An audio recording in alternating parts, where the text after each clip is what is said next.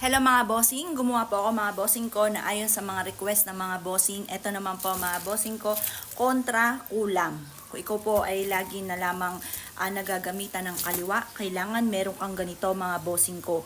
Pwedeng bitbitin kahit saan kayo magtungo or kaya po isabit sa inyo pong main door upang sa ganoon lahat ng buong miyembro ng pamilya ay malayo sa mga kulam, sumpa, palipad hangin, yung mga ganyan, at sa mga anak na nababalis or kaya naiingkanto pagdating sa mga usapin ng negatibo, sa mga usapin ng kaliwa mga bossing ko, the best na meron kang ganito mga bossing ko.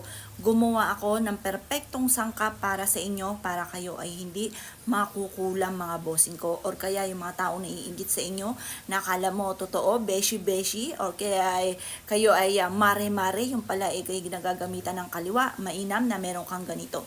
Ito ay kontra sa kulam mga bossing yan. Ngayon po mga bossing, ako mismo ang gagawa para